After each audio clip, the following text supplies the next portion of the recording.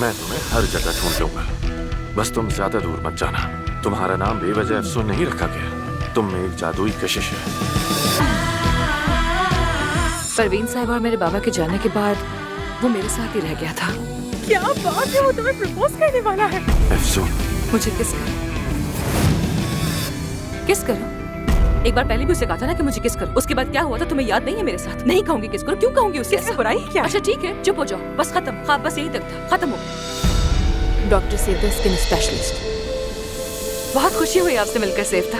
मेरी ex wife आ गई है। मैंने तुमसे कहा था कि तुमसे मिलना नहीं चाहता, तुम्हें समझ में नहीं आती क्या? यहाँ कोई नहीं जानता कि मैं शादीशुदा हूँ, चली जाओ।